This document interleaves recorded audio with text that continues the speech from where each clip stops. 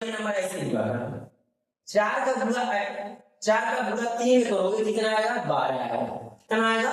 Minus का 12। देखो minus का 12 और 12 को 4 का गुणा हमने 3 में किया, 12 माइनस का, यहाँ पर माइनस है तो माइनस का 12 गुणा करने पे माइनस का 12 आ जाए और जोड़ने और घटाने पे कितना आ जाए? माइनस का 1 आ जाए। जोड़ने और घटाने पर माइनस का कितना आ जाए? 1 आ जाए। कितना बात समझ में आया? 12 किससे कटने वाला है बाबू? पहले किससे कटने वाला है? 1 से कटने वाला। देखो 12 का लिया नहीं करेगा। उसके बाद 2 से 2 छका 12 करेगा। 3 से 3 चौको 12।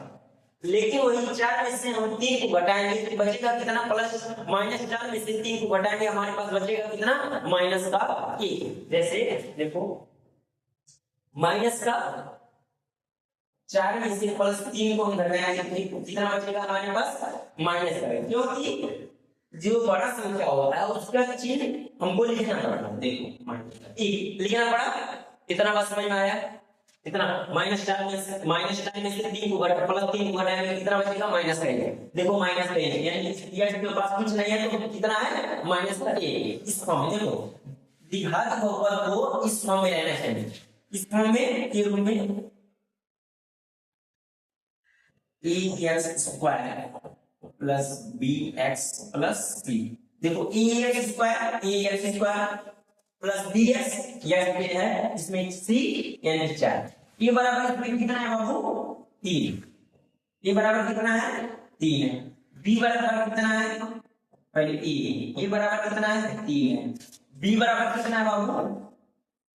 b बराबर कितना है? माइनस का a। c बराबर देखो इसमें कितना है? माइनस का 4। कितना बात समझ में आया? ये बराबर 3 है, b बराबर माइनस, c बराबर माइनस का 4। तो अब इसको हम इस फॉर्म में लिख लेंगे।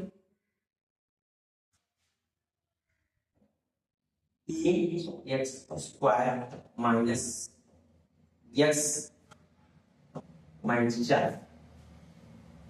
अब इस फॉर्म में लिखो तो बाबू 3x² minus 4x plus 3x या माइनस है तो माइनस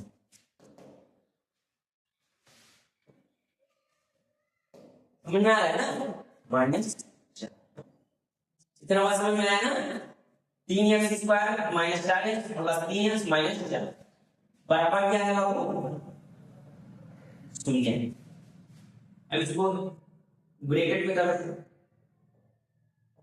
अब देखो इसमें क्या कॉमन है? x के बराबर x कॉमन है। देखो x कॉमन देखो।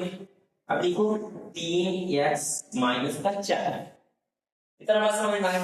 इसमें क्या कॉमन है बाबू? जब कुछ नहीं मिला है तो प्लस का a 3x माइनस 4 जी। इतना बात समझ में आया? समझ में आया कितना बात?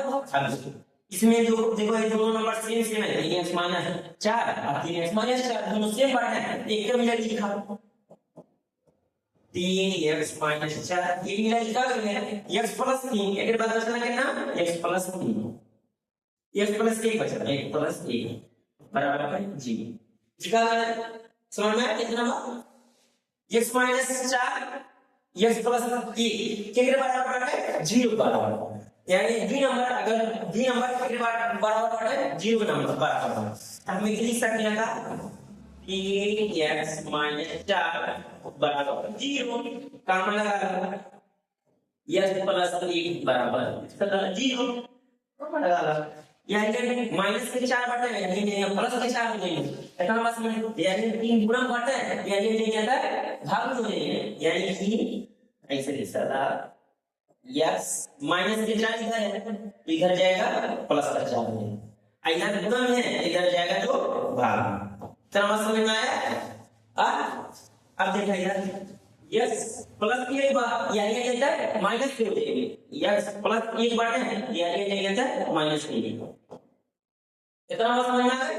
कितना बात समझ में आया देखो ओके बाद अल्फा बराबर कितना है हमारा एक डी शून्य है मतलब दूसरा है यहाँ मिला है ये तो अल्फा एक बीटा शून्य में क्या है ना एक अल्फा होगा एक बीटा होगा कितना बात समझ में आया अल्फा बराबर कितना है बाबू अल्फा बराबर दो अल्फा 4/3 बीटा बराबर कितना आएगा हाँ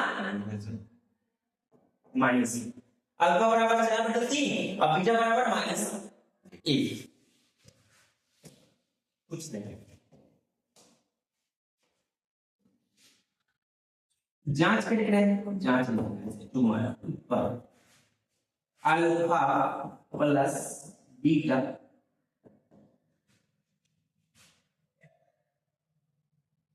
माइनस डी अपॉन ए ऐसा है अल्फा बराबर कितना है बाबू 4/3 प्लस बीच में प्लस बीटा बराबर कितना है माइनस ऐसा माइनस कितना बार मानना है माइनस बी यहाँ माइनस बी बराबर कितना आएगा माइनस बी माइनस बी बराबर कितना आएगा माइनस कितना बात समझ में आएगा ये बराबर कितना आएगा बाबू 3 आएगा ये ना आएगा 3 ये बराबर प्लस माइनस कितना होगा बाबू प्लस माइनस कितना होगा यानी 4/3 माइनस ए जब ऊपर नीचे कुछ नहीं होता ए माइनस माइनस में होगा बाबू प्लस यानी 1/3 कितना बात समझ में आया कितना बात समझ में आया 3 और 1 के आंसर बराबर कितना होगा 3 है बटा का क्या होगा ना समझे क्रॉस मल्टीप्लिकेशन का ये 4 में से 3 जाए 4 में से 3 जाए कितना हो जाए a अरे 3 होगा 4 में से क्रॉस मल्टीप्लिकेशन करवा 4 होगा 3 के गुणा 1 में करवा 3 होगी 4 में से 3 घटा देगा कितना होगी a ये को लिखा है इतना बात समझ में आया हां कई बार 3 किस क्या जाना था ना बटा है यार में कोई a बटा है इतना बात समझ में आया कौन फर्क हमन कुछ करे नहीं भाई यार अल्फा प्लस बीटा का मान रखा है माइनस बी अपॉन ए के आवर का दोनों बराबर सही होगा एक कुछ नहीं करेगा बीच में भाग का उड़ला कौन भाग में उड़ला दुई भाग में उड़ला है के है माइनस ए या स्क्वायर ओके बाद में कहीं अल्फा मान निकाल ले तो बीटा होगा बीच में शून्य